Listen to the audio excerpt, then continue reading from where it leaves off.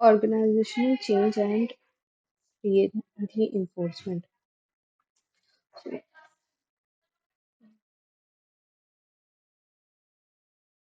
any alteration in one or more elements of an organization is known as organizational change.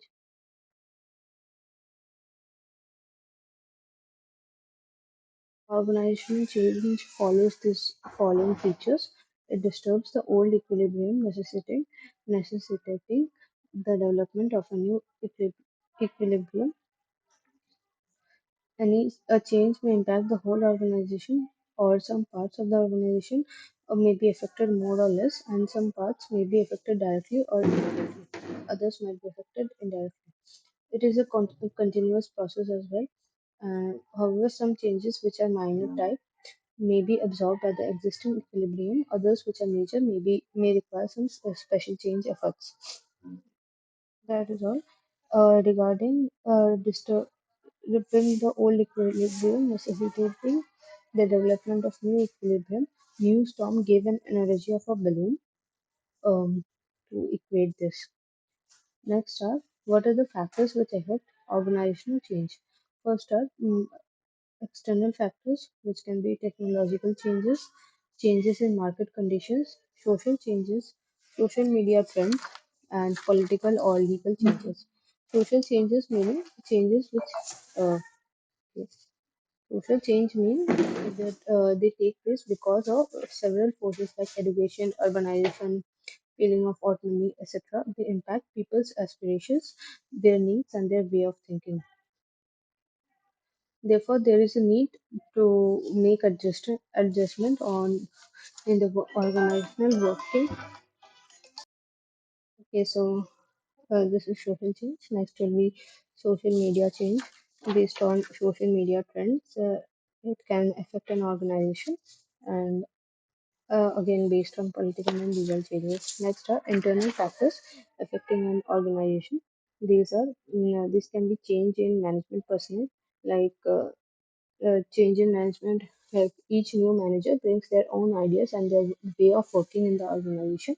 The relationship, more particularly informal ones, change because of change in managerial personnel. Next is deficiency in existing organizational structure. These are internal factors. This can like lack of uniformity or undesirable span of management, large number of managerial levels, like any kind of deficiency might cause an requirement for change. Now, these all okay. What are what are reactive and proactive changes? A reactive change is undertaken when it is pressed by some other factor, either external or internal of an organization. And most organizations believe that traditional pattern of working often go for reactive changes. Proactive changes brought and without brought out of proactive change is brought out of the anticipation of the likely behavior of the forces having impact on organization. Such organization known as prospectors, which constantly interact with the environment to identify new opportunities and threats, is brought out. Okay, next are planned changes. Planned changes they involve preparing the total organization or a major portion of it to adapt to significant changes in the organizational goals and its way of working. There are a few planned change types. They can be technology related changes, task related changes, structure related changes, or people related changes. Next are the objectives of planned change. It can be external adaptation, individual adaptation, structural adaptation, technological adaptation, and task adaptation. So, okay, first is environmental adaptation is the change in environment leads to change in organization. It has to adapt on continuous basis to maintain the equilibrium. Individual adaptation is for organizational effectiveness. People have to change themselves so they can cope up with the requirement of changed circumstances. Structural adaptation means involves changing the internal structure of the organization. Technological adaptation means incorporating new technologies, and task adaptation is There may be new types of jobs. The existing job performing technique may not be suitable anymore. Now, there can be process of plan change. These are the process like identifying the need for change. Next are identifying the elements that needs to be changed, planning the change, assessing the change force and action for the change, and then feedback. So identification of identification the need for the change, then identification of the elements to be changed, and then planning of the change is understandable. Next is assessing change forces. Okay, so this was given referred to as field force analysis by Kurt Lewin. In this, he told us that driving forces, which are a positive force for change, and restraining force, which are obstacles to change, they should come into an equilibrium at which the sum of driving forces equals the sum of restraining forces, so that they like initi- yeah, they should come into an equilibrium to reach a present or desired state.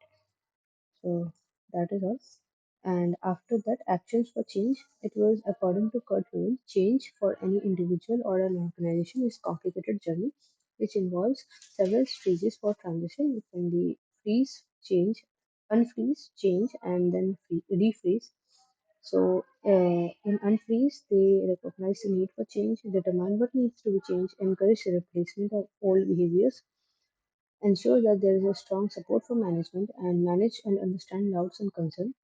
In change, they plan the change, they implement the change, they help employees learn new concepts or points of views. In refreeze, they reinforce the changes and the whole process is stabilized. They integrate changes into normal way of doing things.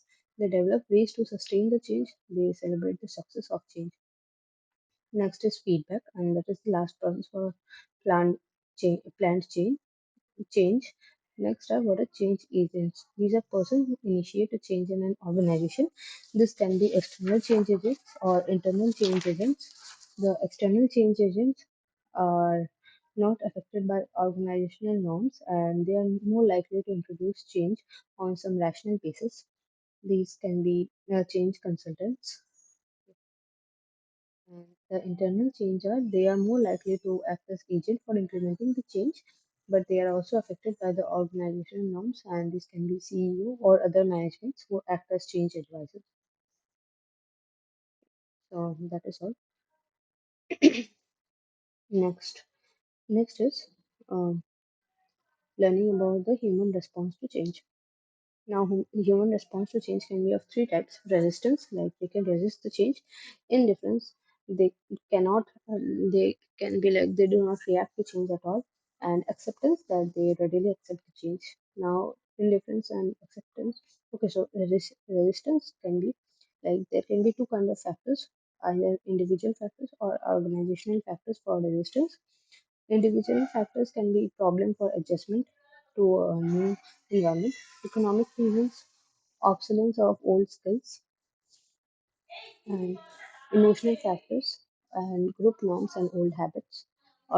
Organizational factors can be threat to power and influence, resource constraints, some costs like already the organization may have uh, invested in fixed assets and those costs may be sunk, and constraints means that lack of resources might be there, and maybe change requires some additional resources. So if organization is less on resources, it will not be inclined to go for change.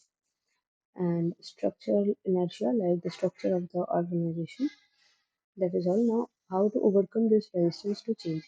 At individual level, they can educate and communicate with each other. They can participate and involve everyone in the change. They can commit, they can create a proper leadership and move towards good commitment. They can agree and negotiate what kind of change they want to have. They can a process of cooperation and manipulation can be taken, and coercion. Coercion. Okay. Next is at efforts at group level. At group level, two kinds of effort: group contact and group dynamics training for change.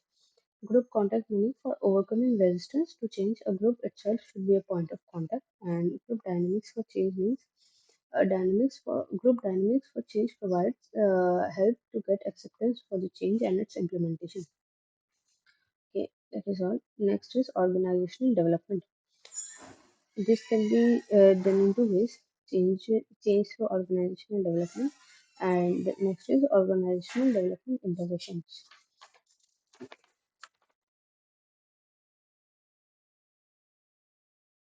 Okay. So, the first is uh, features of organizational development. Now, what are the features? It is first, okay. It is a planned event, planned effort. Next, it focuses on comprehensive change in the organization. It is a long-term change effort.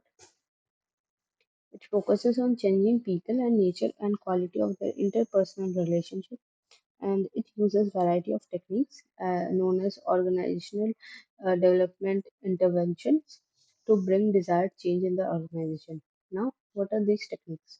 These techniques are organizational development interventions, OD interventions. This can be done in six ways. First is sensitivity training. This is also known as T group, or where T stands for training. In this, a small group interaction process in unstructured form is which requires people to become sensitive to each other's feelings in order to develop a reasonable group activity. In this method was first used at Institute of Social Research at University of Michigan. Next is survey feedback. In this method, like sequential activities, uh, uh, sequential activities involving data collection is done. Proper feedback of information, developing new action plans based on feedback and follow-up is done. Next is process consultation. In this technique, intervening of an organized system keeps on happening. Like within the process, consultation is taken throughout it. Team building. This is the most important and widely accepted applied OD intervention for organizational improvement.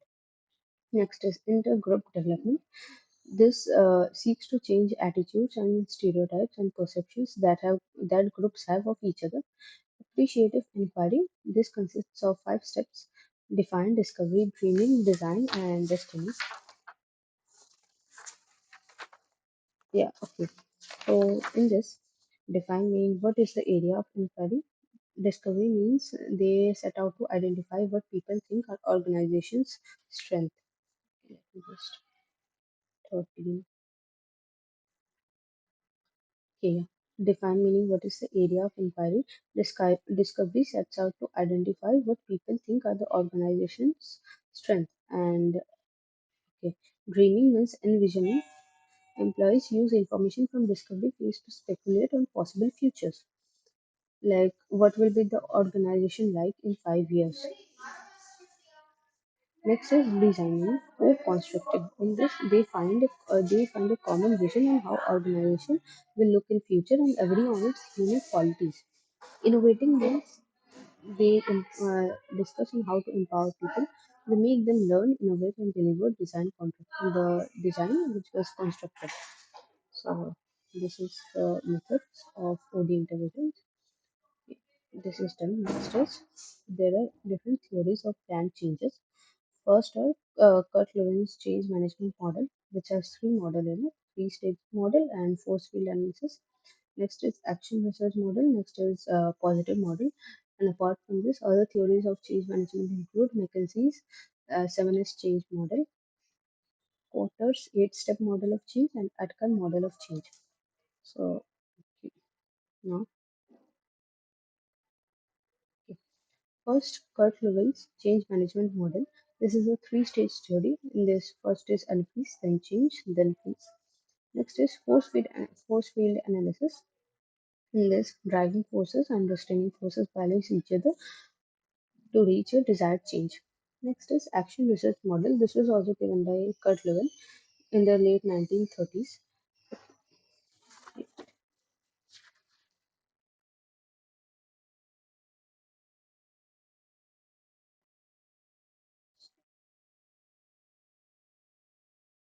Okay, so action research model facilitates organizational change by collaborating and involving the client as well in the entire process of diagnostic problem identification, experiential learning, and problem solving process. So what happens in this?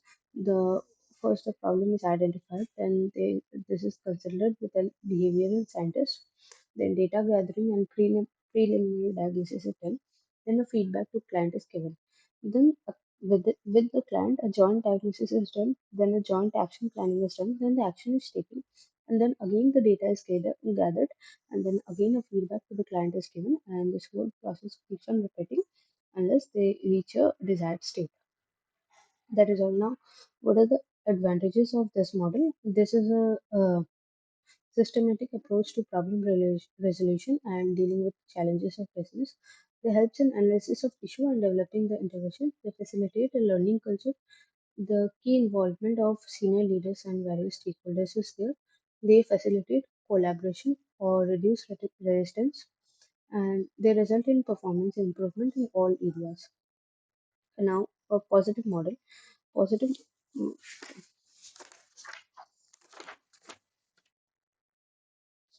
yeah, Positive model this focuses on what the organization is doing right.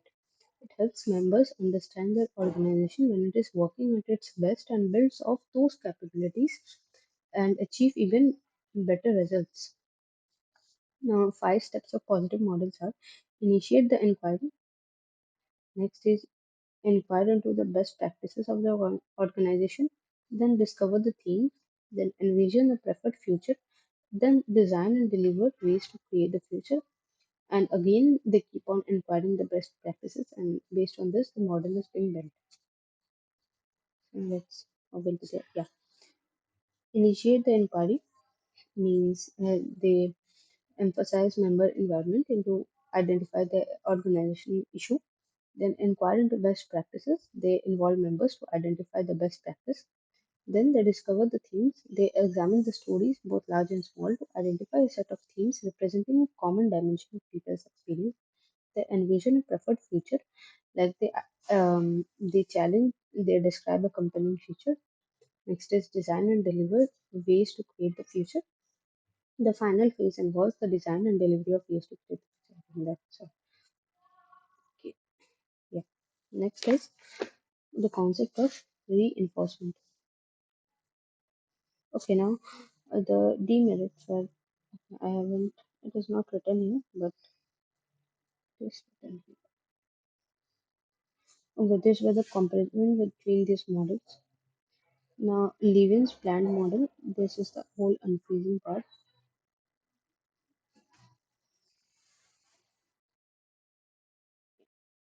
Now, Levin's planned model, this ignores continuous changes, and this is like first unfreezing is done, then change is done, and then a total refreezing is done. There is no like space for feedback or continuous change, and yeah, that is all.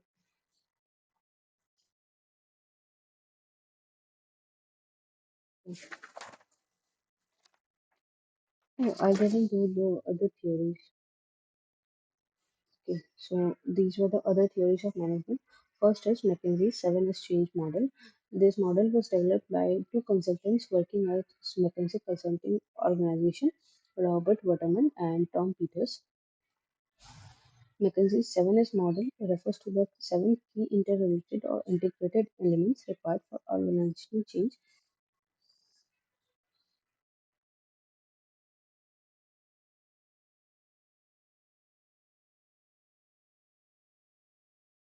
So these were first were the three were hard elements, and next four were soft elements, and all these elements were interlinked with each other.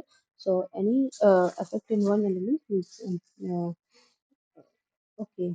So failing of one part means failing of all the elements. Now these focused on five.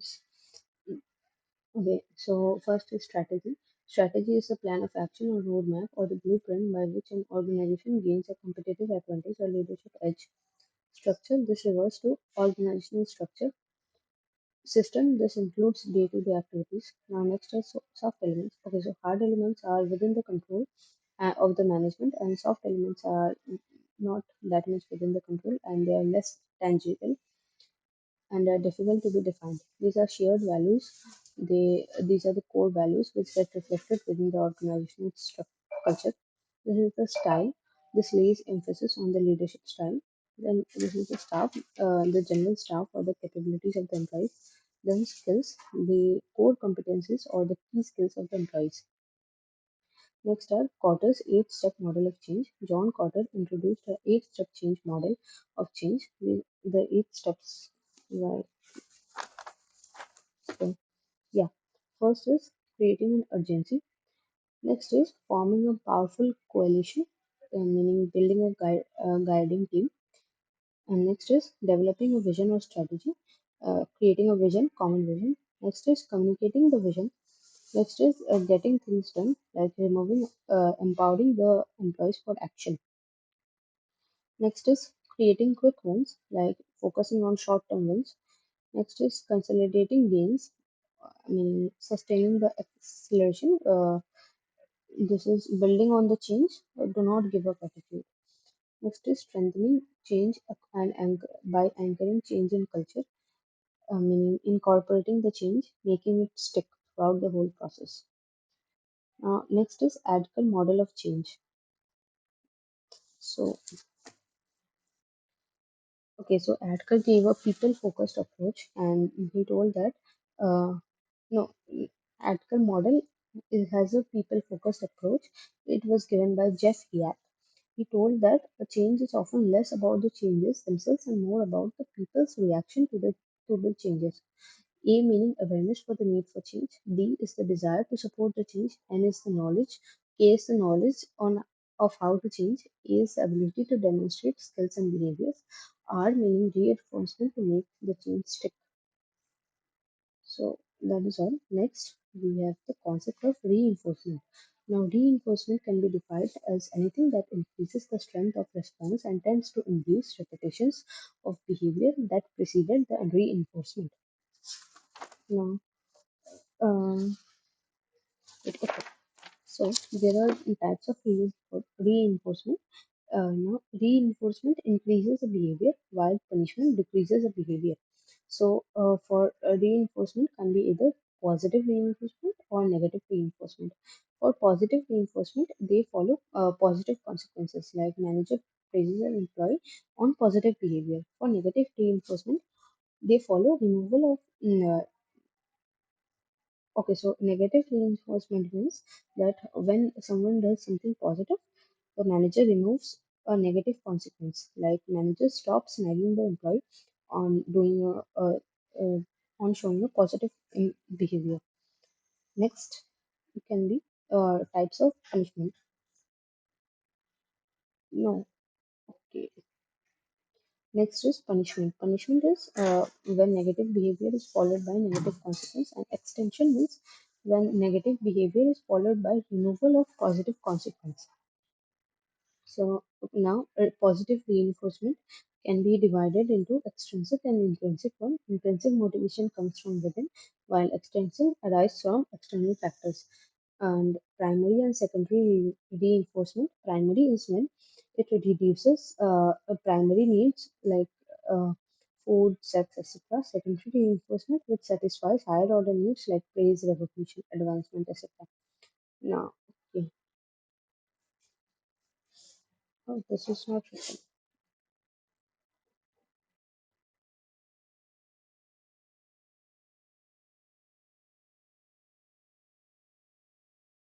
Yeah. So reinforcement, this increases behavior, punishment decreases behavior, positive reinforcement we know, negative reinforcement we know. Now negative reinforcement can be of two kinds, escape and active avoidance. In escape, they remove the stimuli following corrective behavior, but in active avoidance, behavior avoids noxious stimuli like studying to avoid getting a bad grade. They like actively do their behavior to avoid the negative outcome. Next is positive. Punishment can be positive or negative. like positive punishment meaning on negative consequence and negative behavior is done, and negative punishment meaning removing a positive consequence on negative behavior. That is all. Next is how reinforcement is administered. Hmm, okay. So for this, three steps are there. Selection of reinforcement. The reinforcement is selected and shall be of value to the user. Contingent design of reinforcement. They should be designed in such a way that reinforcing events are made contingent upon the desired behavior. Reinforcement scheduling. They should be designed in such a way that reliable procedure for eliciting or including the desired response pattern is established. Uh, administrating positive reinforcement. So this can be done in two ways, like continuous and partial. Partial is also known as intermittent reinforcement. Continuous is when the desired behavior is reinforced every single time it occurs, and partial means it is reinforced only a part of time. This can be based on ratio schedule or it can be based on interval schedule. Ratio schedule is based on the response and interval schedule is based on the time. So ratio schedule can have a fixed ratio, like only after a fixed response um, uh, reinforcement is done, and variable ratio schedule can be on after a varied response or reinforcement is done, and fixed interval schedule only after a fixed interval a reinforcement is done, and variable interval schedule after a variable response after a variable interval response is reinforcement is done. That is all. Now we have these examples for some of the theories.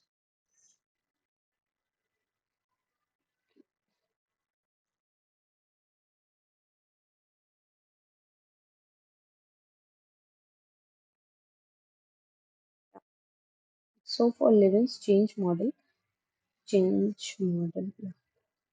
for the unfreeze, freeze, and refreeze model, this is this is a um, example. Like for the unfreeze part, in 2018, Supreme Court of India announced that all automotive companies need to sell BS6 compliant vehicles only from 1st April 2020. As a result, automobile companies were made aware of the need for change, improving their technology and accepting new ways of working for better results. Now, how the change occurred? In the change step, this can be also regarded at stage of transition or stage of actual implementation of the change. As a result of this announcement, all automotive companies they started working on technologies to be used in the BS6 compliant vehicles and started selling their inventories for BS4 vehicles. Now the freeze part, during this stage, people moved from the stage of transition to a much more stable state. So much before the deadline of 1st April 2020, the company started to launch BS6 compliant vehicles and the process became smooth and stable by 1st April, and after the date, all automotive companies are launching only BS compliant vehicles only. So this was done BS6 fuel. Now for action research model. So this was for the example is so of Toyota, Japanese automobile manufacturers, when they were struggling to survive. This company was faced by small market, low demand, reduced manufacturing space, high cost on inventory, lots of waste, and wasted inventory, etc. Now they carried out a lot of research, data gathering, experimentation, and using a careful feedback mechanism, which came up with just-in-time philosophy. With JIT manufacturing approach, resources were used just as they were needed. So inventories were low and transportation process was optimized to reduce wasted time and cost. Thus, action research model approach allowed Toyota to survive the post World War II crisis effectively and become the excellent organization that we know today. Next is an example of positive model. Positive model, Starbucks will close up to 400 company operated.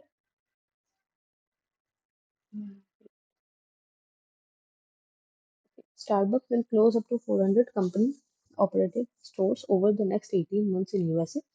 This company is laying the foundation for transformational phase that will introduce a new store format known as Starbucks Pickup. Starbucks Pickup is tailored to customers who prefer to order ahead and pay through the Starbucks mobile app for pickup, or those who want their Starbucks delivered to them by placing an order through Uber Eats. Starbucks says that even prior to the COVID 19 outbreak, it discovered that about 80% of transactions in US company operated stores were for on the go orders. This process of re evaluation and redesign of the store experience has been underway for 2 years. Now, next is organizational change concept, organizational development. So, Amazon's recent initiative to restrain and upskill its employees, the online retail giant recently committed to spend $700 million on retraining its workers. This forward-thinking project will help its own employees to stay resilient in the years to come. It will also help the business developing employees training, blah, blah, blah. So, okay, next is the concept of reinforcement. So, Apple is a brainchild of the man who was epitome to excellent customer service, Steve Jobs. Continuing his legacy, Tim Cook is leaving no stone unturned to ensure his customers remain loyal. Apple even operates a personalized support portal where you can view every Apple product you have ever bought and receive support for the same. This will, in future, encourage more existing customers to buy more Apple products and services.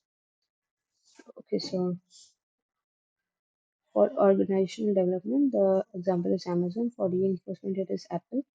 For positive model, it is Starbucks. For action research model, it is Toyota. For Levens change model, it is B6 World, like Supreme Court's implementation of B6 World.